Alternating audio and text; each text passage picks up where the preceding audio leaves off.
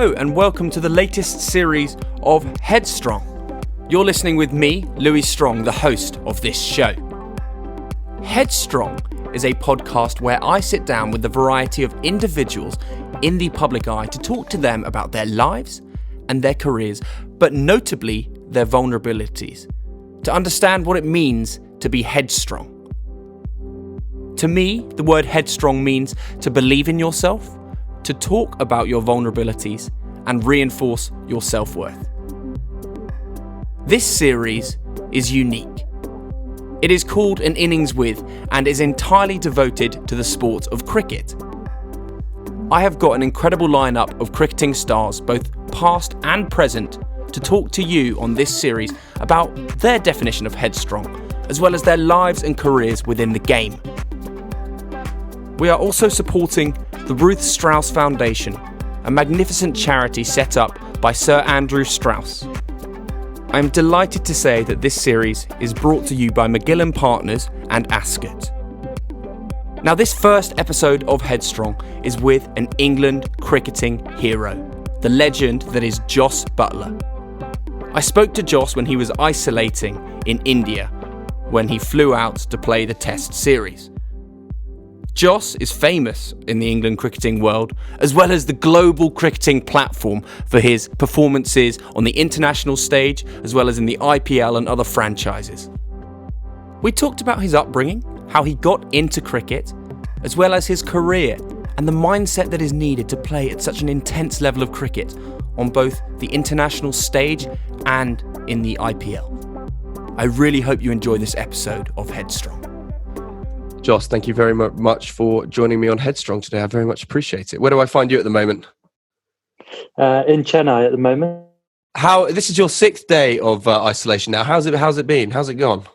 It's been okay. It's been a little bit boring at times, but lots of the boys play Call of Duty, so there's been quite a lot of time spent on the Xbox, a bit of reading, watching some TV, and it's actually only had a couple of moments where I've been frustrated and just sort of losing my temper a bit, but actually it's been okay, and I think looking forward to getting back with everyone and training.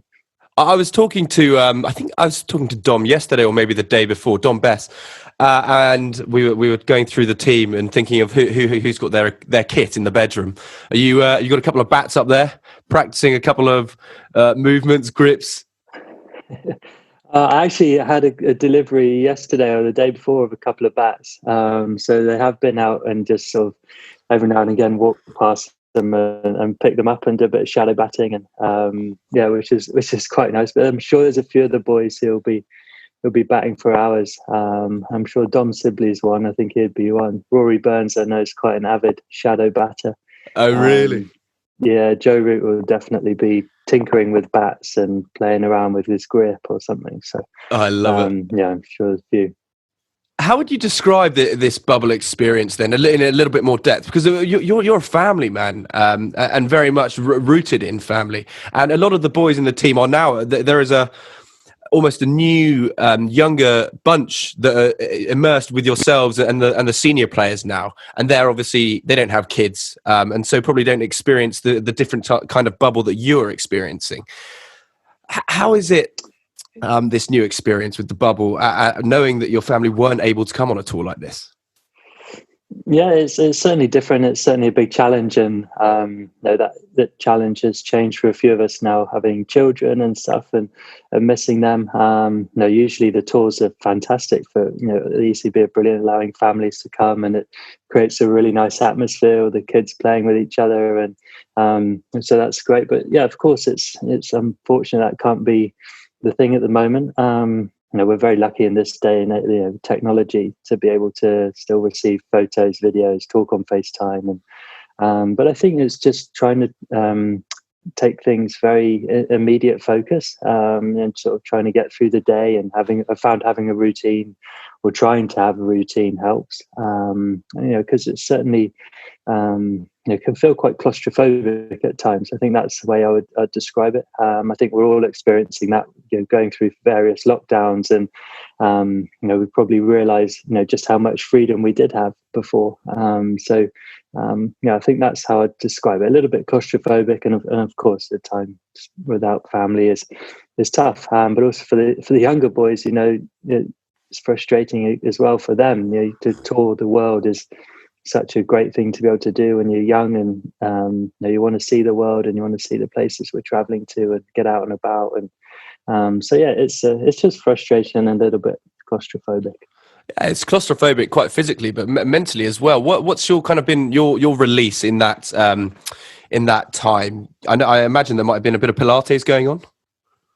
Yeah, a little bit of Pilates. So it's a nice way to spend a bit of time with my wife. So I can log on to her website and do some Pilates. I actually find it obviously beneficial for my body, but actually I do find it quite a nice mental. It's a bit more slowed down, and quite a nice thing just mentally. I quite like the Headspace app. A little bit of meditation every now and again I find is a good app to use for me. We're so busy, aren't we? And even when we're not doing anything, getting bad habits of sat there and scrolling through Instagram or Twitter and you're not really doing anything. But I find the Headspace is a good one for me any time, just to sort of lie down and I'm no guru of meditation, but just to sort of lie down and with your own thoughts and some deep breaths is quite I think is a good thing for me to do. Definitely a good one for re-energizing. I don't suppose you've got any good TV recommendations, having spent 6 days inside? Well, I don't watch loads of series, but I quite like the old series. So I watch Only Fools and Horses on repeat, just over and over again.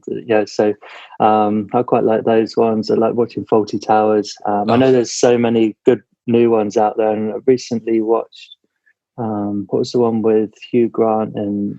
Yes, that I haven't watched it yet, but the reviews on that are pretty unreal.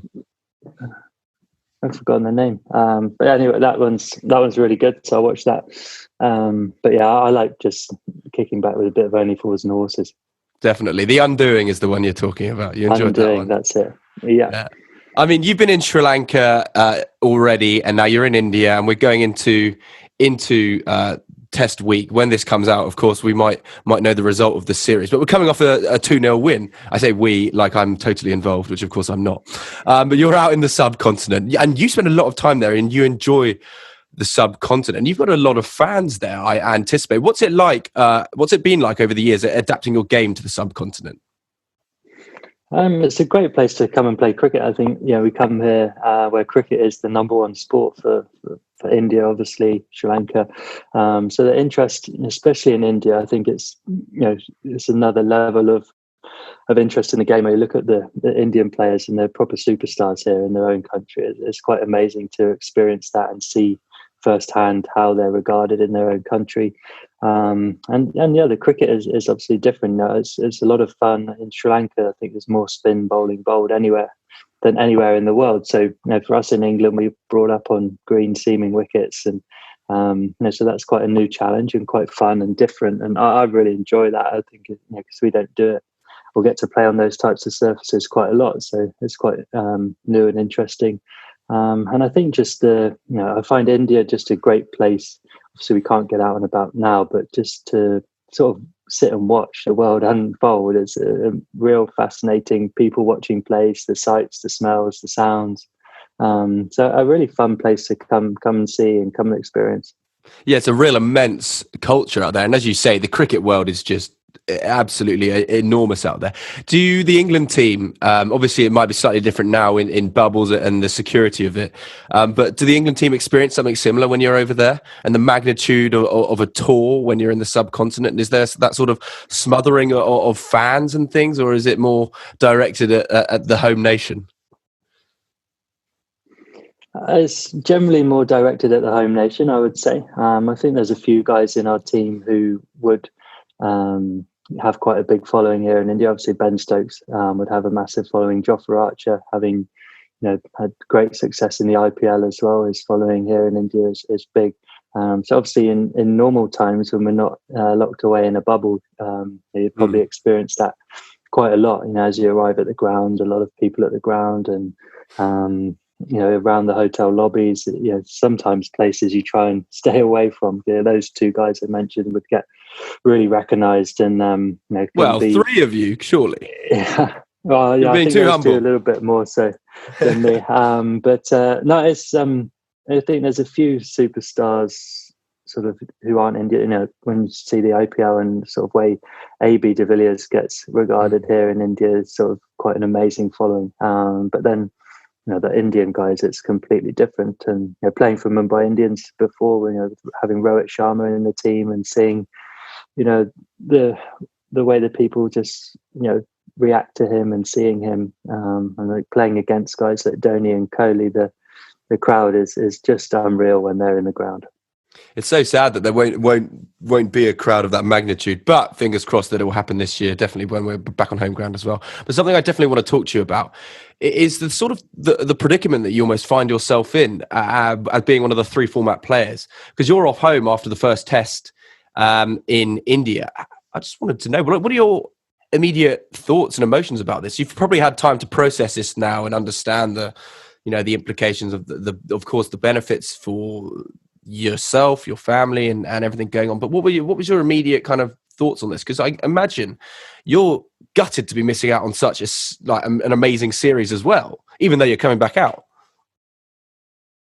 Yeah, it's a bit of both, to be honest. We do spend a lot of time away, and obviously been in bubbles for a long time, and I think it's fantastic actually that the ECB are at the forefront of trying to sort of prevent problems rather than react to them. So for resting players and trying to get people in and out of the bubbles to allow themselves to mentally refresh is big. Obviously, it's disappointing anytime you miss games of cricket for England. I'll be watching on with a bit of jealousy almost, but also sort of a lot of understanding as to it's very good for me to have a break. I'm someone who enjoys time away from the game, someone who gets energized a lot by that, and I think it's important moving forward in such a busy year, and having had I think naively when the pandemic hit, I thought, we're having 3 months off, and it will prolong everyone's career, and your hunger for the game will be there. But I think the bubble scenario makes it that much more 24/7 that it's quite a lot more draining. And so, having a bit of time out of it is hugely beneficial. So completely understand those decisions, and the coaches and captains sort of, it's a very open two-way communication, and it's important that as a player you feel like you can speak up and ask for a break if you need it. I think that's really important, and it actually sounds like yourself and the dressing room actually have taken it quite well. Then, actually, in fact, the understanding of the ECB and being able to take a break. Of course, you understand your frustrations of wanting to play the cricket, but actually, it makes sense because last year you spent a lot of time in a bubble, and then you came back out for the IPL, and then the prospect of South Africa, what could have been, and then out here again. It's an enormous time spent in an isolated kind of bubble. Did you have a balcony room like when you were at Southampton overlooking the ground? Because that must have been very challenging to switch off from the game. Yeah, I did actually. I think that was one of the things, staying on the grounds as well. It was that much harder to sort of find your time away from the game. There's constant reminders of cricket. And more so when you had a bad day, it was that was the time you go to draw your curtains and you see the cricket ground again. And it's one of those things. It was new, and it was working it out and trying to sort of find out some sort of ways to deal with those things. But we were lucky to get cricket back and be able to play. There's both sides to it. So I know how much it means to people to have cricket back on their TVs, and especially at the moment now in England in January and February, there's some back in a lockdown. So to see the team on TV and playing is a huge lift, and that gives us the players a big lift as well. Yeah, it's a really nice equilibrium of of support, but then also I imagine you're just delighted to be back out playing, and that's giving everyone at home such joy. I remember the lockdown. I was talking to somebody the other day how much everyone was missing live sport and how essential it was for just everyone's mental health. It was crazy. You know, people are so passionate about their sports teams and their nations and the sports that they love, and it was so important to get that back. And I think, yeah, absolutely commend the ECB for all the work that they've done. Yeah, absolutely. I was just having a think, like, can you imagine how many days of cricket that you have now done since school, since your entire life? I literally can't quite comprehend how much cricket that you've now done from school, domestic, internationally. I just want to cast your mind back to school and when you were captaining Kings, because I'm actually not far from Kings. I'm in Somerset now in Ilminster with my fiance. When you played cricket at school, I mean, of course, at that age, you don't know any different. And of course, every game is the biggest game in the world to you.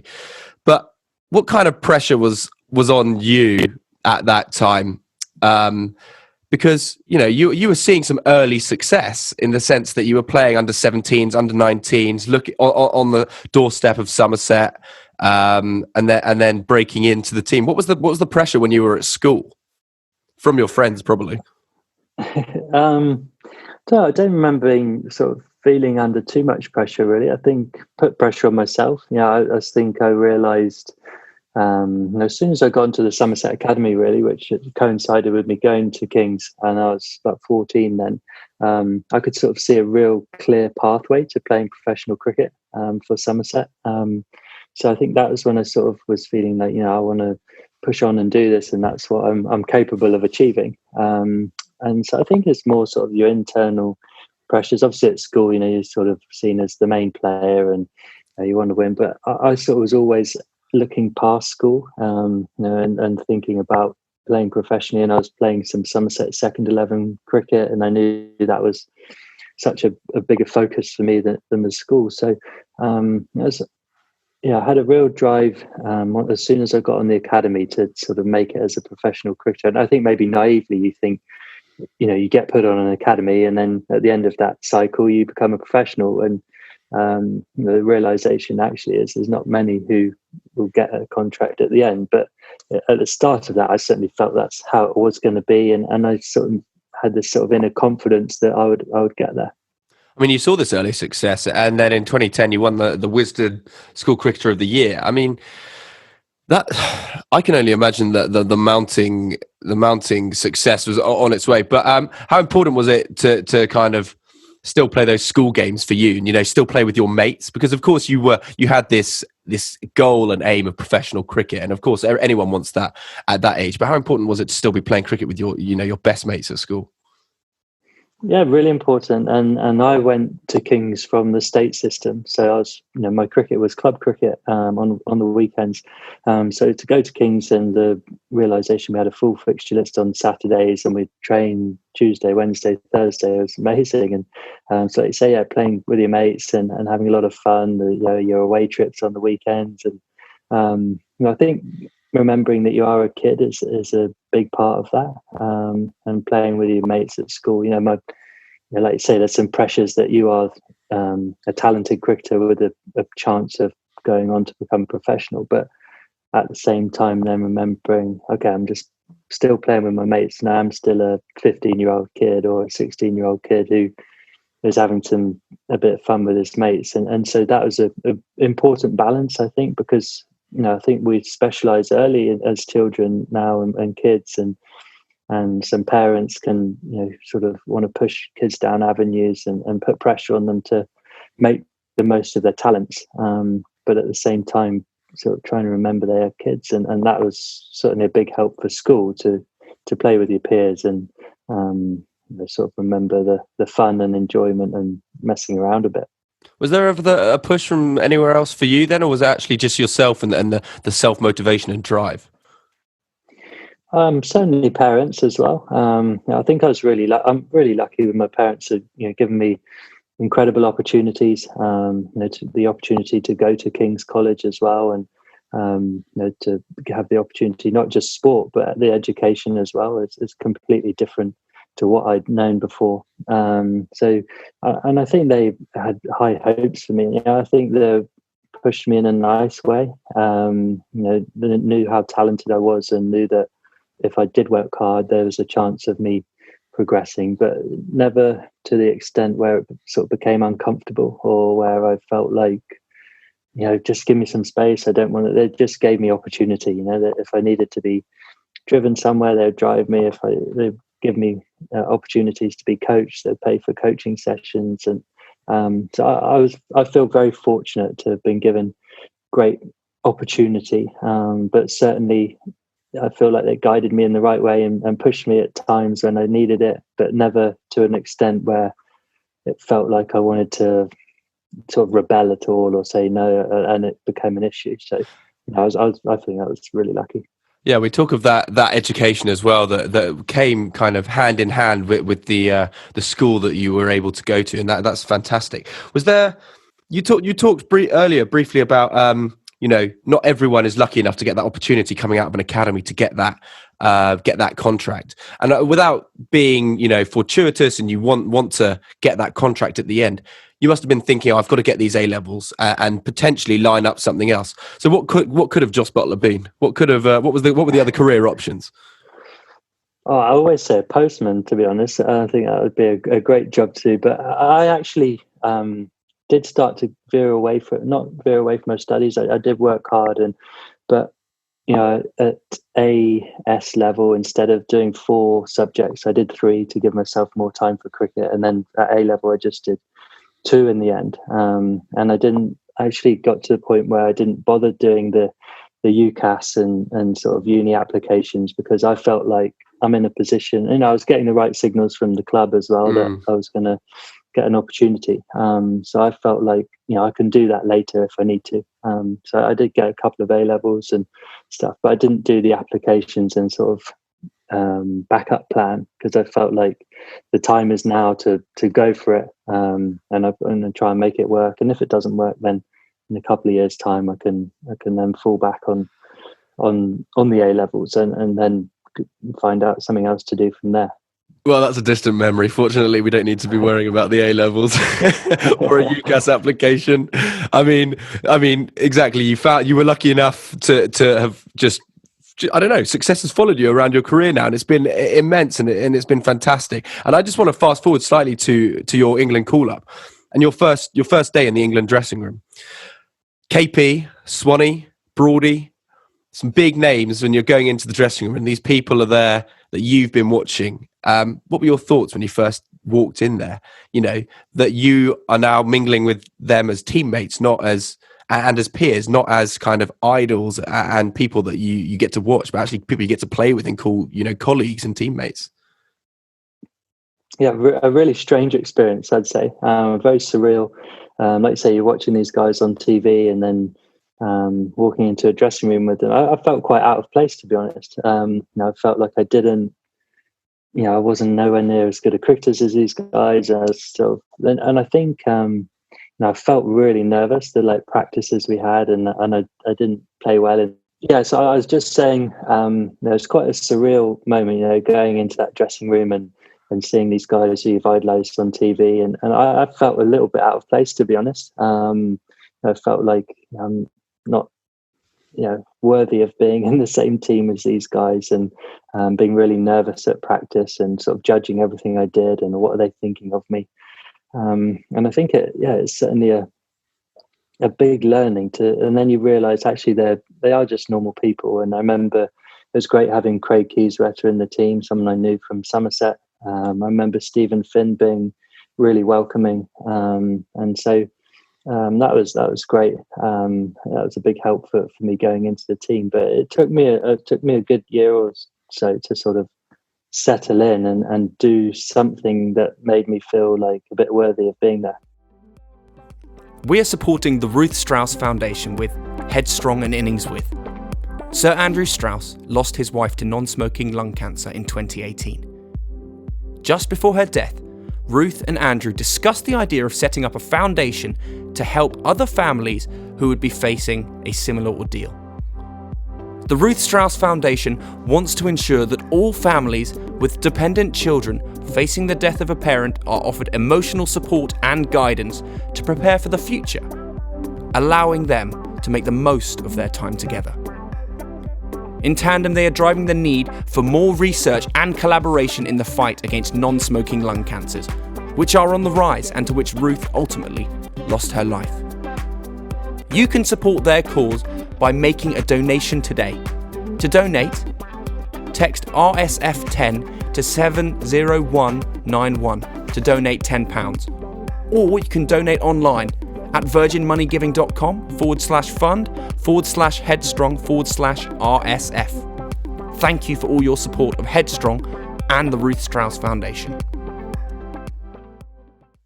It sounds like there were some great guys in the dressing room, as you say, Finn as well, who obviously played a big part of your own wedding as well. But moving on from that, in that year, how do you maintain your own mindset at that level and just reassure yourself that actually you've been picked to be there for a reason? You know, because of course self-doubt is a huge issue in any line of work, but particularly in professional sports. So what we've talked about a couple of things that you do practice, but at that stage, were you seeking advice from people? Were you very much a bit internalized, focusing on yourself? Because you've got the temperament of a cool, calm, collected gent. So I'm curious to know what your techniques are. Yeah, I certainly doubted myself a lot, I'd say, in that first year or so. I felt good enough to play county cricket and had some success. Obviously, that's why I got selected to play for England. But with England, I certainly felt sort of nervous. I was doubting myself a bit. And it wasn't until I actually had a really good conversation with Mark Borden, who was the psychologist at the time. And I was just saying that I don't feel like I'm at my best here. I don't feel like I'm sort of showing, I want to show to the dressing room that I can belong here, but I'm doubting myself. And we went through this sort of, almost like an arousal level, like that inverted U theory of sort of where do you sit on this line when you're at your best. And excuse my language, but I sort of said, well, when I'm at my best, I just sort of feel I just say fuck it and just get on with it and just play, and I don't question myself. And so that was the mindset, and that's sort of where that was born. And then the next game, I actually got 30 off about 10 balls against South Africa, and that was my sort of breakthrough moment for me, to be like, oh, I can do it at this level, and it's only 10 balls, and it's like, I've got the talent, I can do it.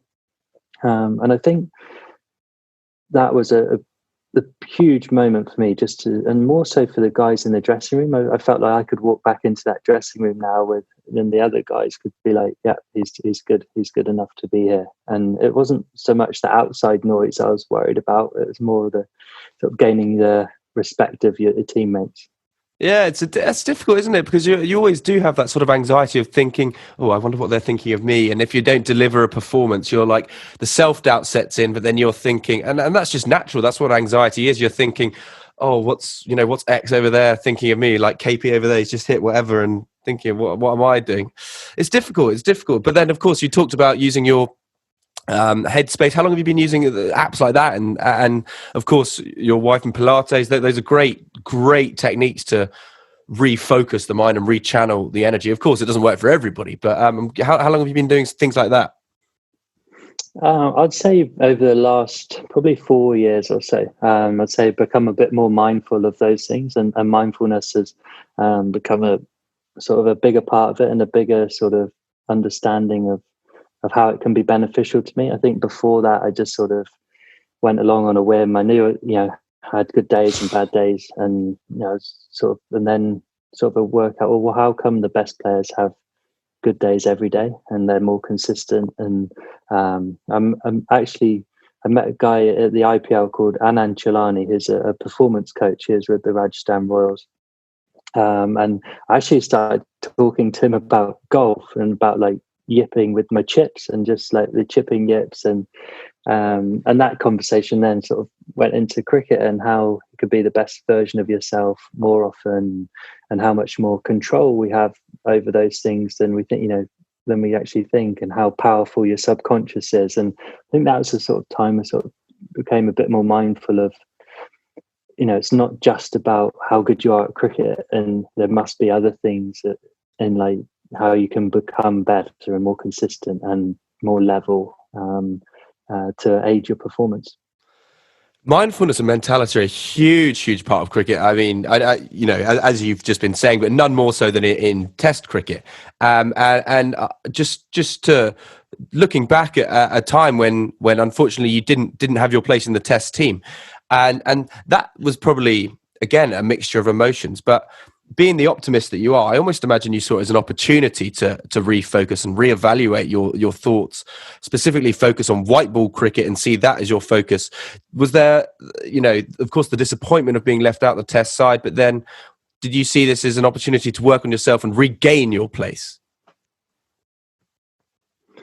A little bit. I don't really ever think I thought much about regaining my place, to be honest. I just, there were some other great opportunities that would come around. Playing in the IPL was a big one. The IPL, amazing tournament, has probably had the biggest effect on me, I would say, as a cricketer. It's the place where I've learnt the most and has been fantastic. So at the time of losing my Test place, obviously the disappointment in that, but then being able to then go into some different avenues, like say franchise cricket and I think going into franchise cricket taught me a lot about myself, because you have to turn up there when, you know, get into a new team in a short environment, you know, short space of time, say 6 weeks, and you know the end goal is to win a tournament in that short space of time. So, you know, coaches come to you and say, you know, what is it that makes you tick? What is it that you want from me? What is it that you want from training?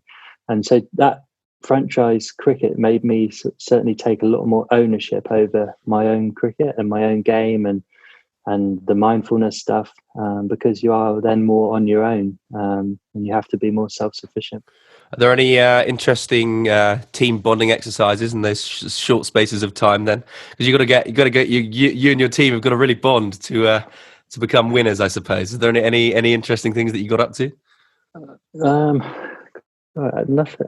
I don't know what I can think of. I remember like seeing guys who, I don't know, some teams would go off paintballing, and I wish that I've never been able to do that with any team, but I'd love to have done that. But no, it's a great skill, and I think as more and more players and coaches have done it, you know, there's certainly more familiarity now with certain people, and you know, I've played with someone somewhere now, and you know, with the IPL, you've played with and against these loads of guys, so those bonds are there sometimes. It certainly helps. You know, the Rajasthan Royals are fantastic for us to have England teammates in your side, so guys who know you well and know your game, and guys you can hang out with and chat with, and on quite a personal level because you spent time. So that certainly helps. But I thought it was a great learning and education for me, is to, you know, sort of take more ownership over myself. That's certainly something great that they've done as well. In the IPL, is that definitely having a couple of your England teammates must really help with your mentality when you're out in a tournament like that. Because if you were isolated and playing with, I don't know, a couple of guys from other international nations, sure, you've competed them on the big stage, but having someone from your own dressing room that you're so familiar with must really kind of reassure you and give you that little bit of confidence and backing if you needed to go chat to someone else, I suppose. Yeah, definitely. And yeah, familiarity is comfort at times, isn't it? And we all like to be comfortable. Sit next to one of your mates in the dressing room or whatever it is, and you've got your own banter already between you or whatever. So yeah, it's a big help to play, and yeah, fantastic cricketers as well. So it's nice to have them in your team. With all the highs of with all the lows, there are of course the highs, and I can't do this podcast without talking about the World Cup, which I'm no doubt you've talked about a million times now. But let's not talk about the specific moment 18 months ago. What a hell of a game that was, of course. But instead of talking about the specific game and the memory of that, I kind of almost want to talk about behind the scenes and the build-up, because there was so much pressure on England as a nation. And just to even conceive the amount of pressure, you look at the press, you look at the pundits and the amount of chat that was going on to put on, well, you know, a squad of 14 or whatever it is, you know, being favourites. That journey must have been so difficult to really maintain focus. What was the discussion in camp about that, and kind of how to hush out that noise outside of the camp? Yeah, I remember we actually had a meeting about that, and talking about, look, we are favourites for this tournament. it's not something to be shy of or be afraid of, or allow it to add pressure. It's actually should use it as a positive. A lot of the time, in England, teams are nowhere near being favourites for things, so should be embracing that and see it as a positive, and it should give us confidence. So I remember us talking about that. Certainly at times during the tournament, we were definitely tested with that. We had another brilliant sort of team chat where it was very open and guys were honest about their feelings. And some guys were saying how they were just desperate to get back to playing well, and winning. Other guys were saying that I'm worried about how this is going to look after the tournament if it doesn't go right. Other guys were saying, look, we've got 4 games and we win a World Cup. And it was quite amazing, people just being open and talking about their feelings. And that, I think, lifted a lot of pressure off the side, because that being able to be that open is obviously something that's been built over the years, but with a group of guys that have been able to stay together for a long period of time. So, when we needed to be honest and get that out there, it was a big help. And I think one thing I just always remember is just sort of thinking we're actually such a good team, and we've been winning games of cricket. And even when we'd lost 2 games of cricket, I was like, well, we haven't lost 2 games of cricket in a row for a couple of years or something. So the law of averages says we'll win the next one. And so I had huge confidence in the group. And there were some guys in that team, they didn't know any different, but winning. If they came in sort of 2 or 3 years into that cycle, and they just expect to win the whole time. So that was brilliant, and that really rubbed off on a lot of guys. Where were you individually, mentally, before that India game and before that final? Because you're a senior player in the team. In fact, VC as well, which is very, very important. And people are looking up to you for support, advice. Where were you kind of mentally before those enormous games? Of course, you talk about the switching that pressure to positivity, but sometimes it does get on your shoulders. Were you talking to anybody in particular? There's a few guys I talked to. My wife's always a good sounding board. David Young, the team psychologist, someone I enjoyed talking to. And the big things I was sort of wrestling at various points were sort of, how does this look if it goes wrong? And how am I going to get myself back to enjoying cricket again? Or especially going into the World Cup, I remember sitting in the stands with David Young, the psychologist, saying, what if it goes wrong tomorrow and we lose? And I lost quite a few finals with Somerset and Lancashire, a couple with England obviously before, and this seemed like such a big, it's the only time ever that we're going to play at Lord's in a World Cup final.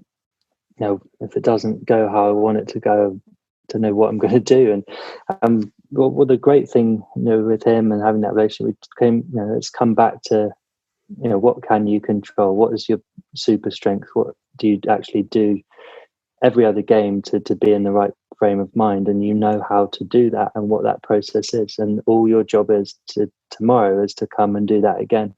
And I know that as a group as well, and as a sports professional, when you get to the ground and you get in the dressing room, that's your place of comfort. It was more at the hotel. It was like, you feel uncomfortable, something big is happening. There's a bit more noise. It does feel different. But then once you get to the ground and you manage to let's go and hit a few balls, and things start to act out how they always do every other game of cricket, and that makes you feel more at ease. So, but that was the big thing I was wrestling was before, sort of, what if this goes wrong?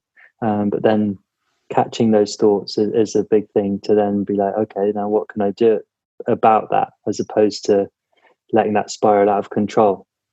How often do you converse then with Joe, obviously in the Test team, and then with Owen when you're being vice captain in the ODI team, but not converse necessarily about the team, but you ever just you do it at work sometimes? I'll go down and just check in.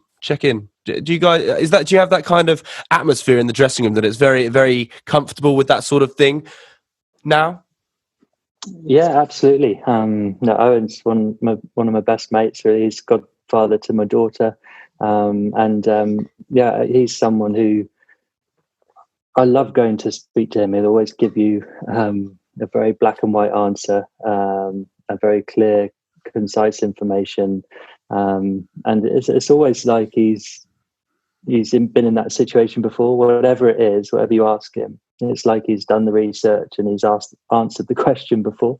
So yeah, he's great as someone, as a one most senior player in that team and as captain as well. But creates a great atmosphere for that team in particular. And what's nice that you mentioned Joe as well, and Joe and Ben are two guys I played with in the Under-19 World Cup, and there's quite a lot of guys in and around the team who have spent a lot of time together and know each other, on quite a really personal level. So we all know each other well. You can see when someone's not quite themselves, and it's important as a team and as a group to look after each other and find out how are you doing, or what's on your mind at times.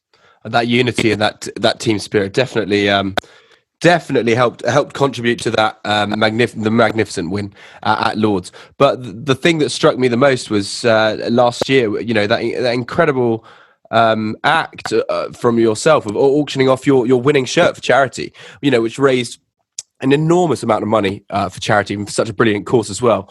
I mean, do you miss the shirt?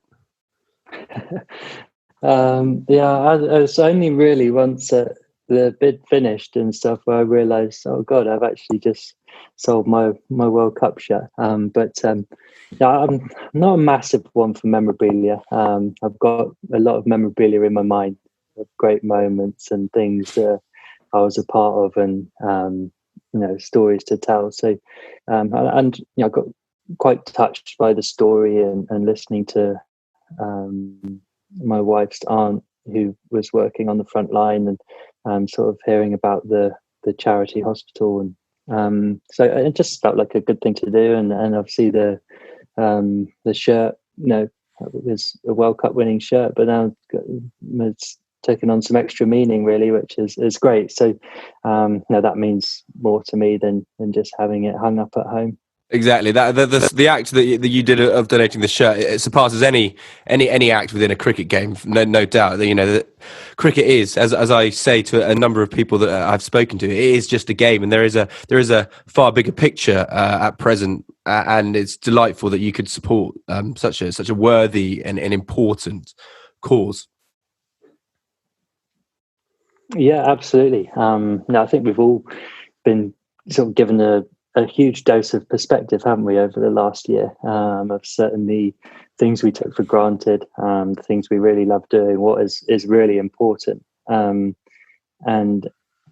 think perspective for all of us is really important to try and remember at times. We all live our own lives, and we're all running our own race, and certain things that will annoy me or make me feel sad, to you will feel pointless, and like, why is he worrying about that, or vice versa. And it's just important at times to try and catch yourself as to what really matters and what are the big issues, and keeping perspective is a big one for me. I always think in cricket terms. If I've had a bad day or whatever, if I pick up the newspaper and start at the start, and by the time I get to the back page where they're saying I've had a bad day at cricket, I'll realise, oh God, there's quite a lot of other stuff going on in the world that my cricket game is pretty irrelevant. And I know in my life, it's obviously a big part of my life, and that's a little bit of a cop out at times. But it does certainly help me as a coping mechanism to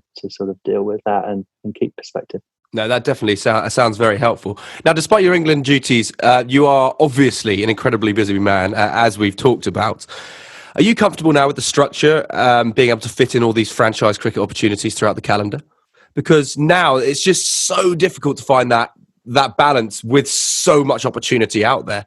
But I feel like since Straussy came in and then went out, I think the understanding for franchise cricket is now one of immense importance, and it gives players, as you say, such an opportunity to play with the likes of MS Dhoni and Virat Kohli. I mean, it's an incredible opportunity to play with some of the best players in the world.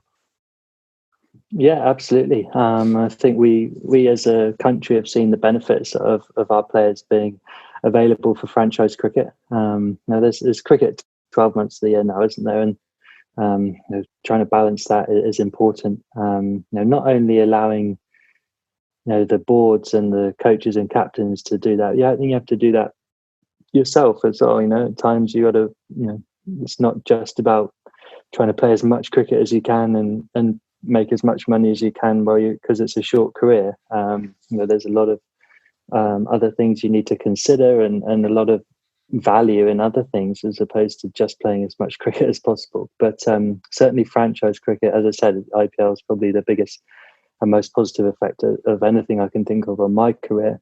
And I think, as a country, we've seen huge benefits of our players being available to play in franchise cricket. So it's a delicate balancing act. But I think, like you say, Andrew Strauss was we were behind as a country, but he was someone who put that back at the forefront of we needed our players playing franchise cricket. And we saw, in the World Cup's a great example of pressure situations that people had experienced, but in other forms that helped us. Yeah, proof is in the pudding, definitely. I wanted to ask you, was there anyone after that World Cup on that night that let their hair down a little bit too much?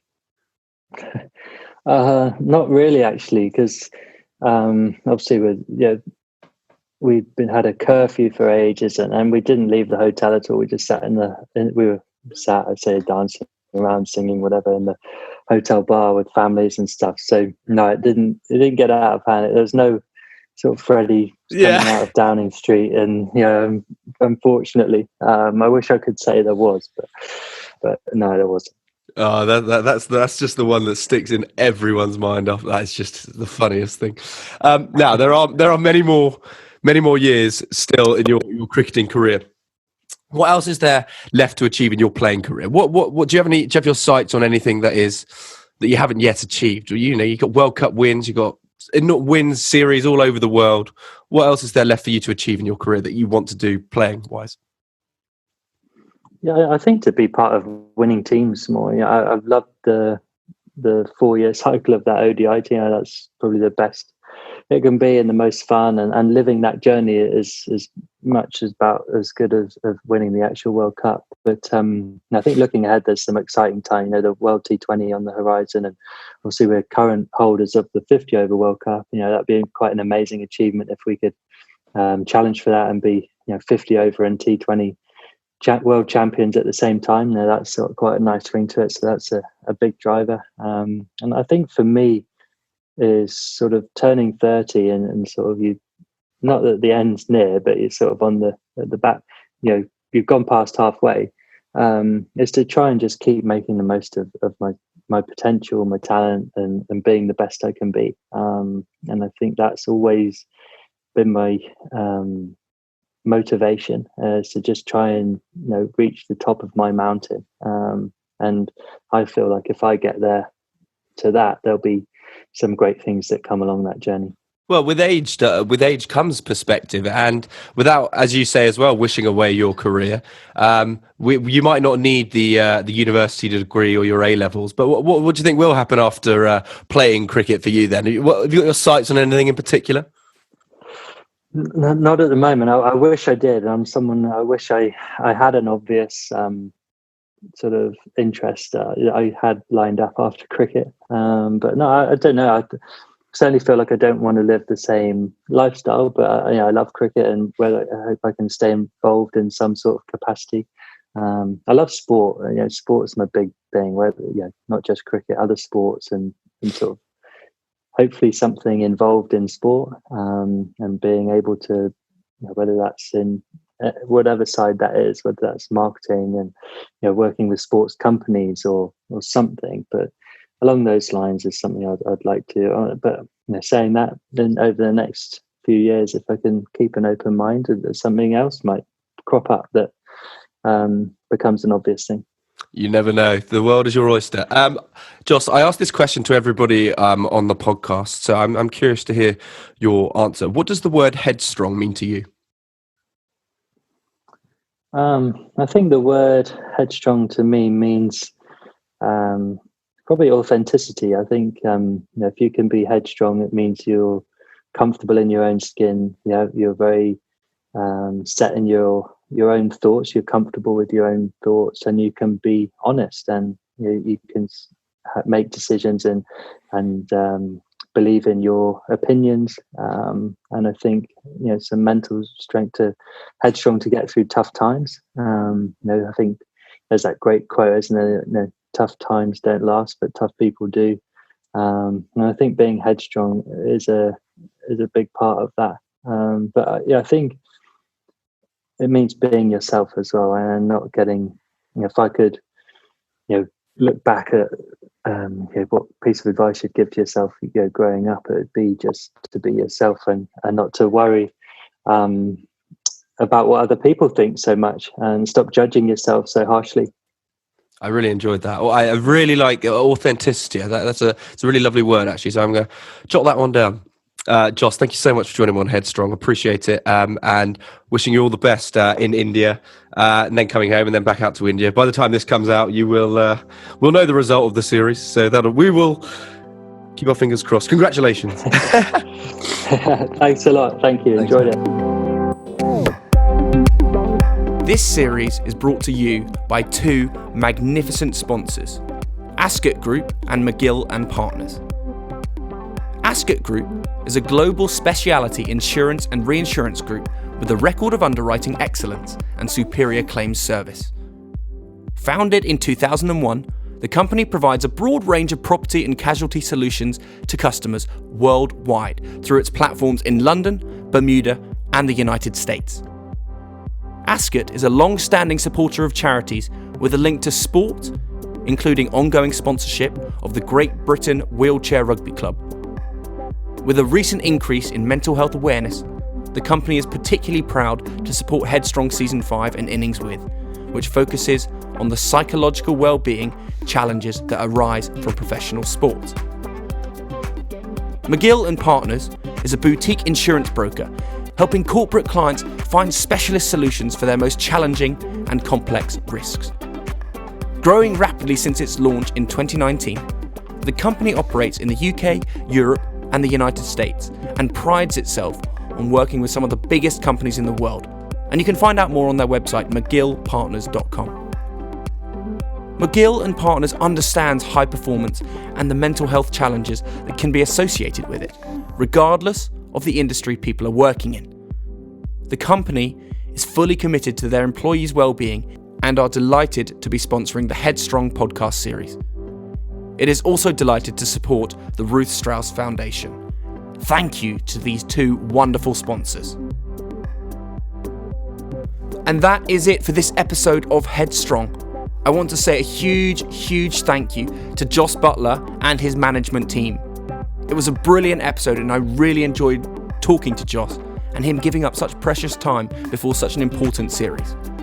I wish Jos all the best of luck in the IPL and indeed this summer and beyond. Here's to many more trophies with the England team. If you want to support the Ruth Strauss Foundation, please text RSF10 to 70191. There will be a new episode out for the next 10 weeks, forming an incredible 11 for this Headstrong series titled An Innings With. See you next week.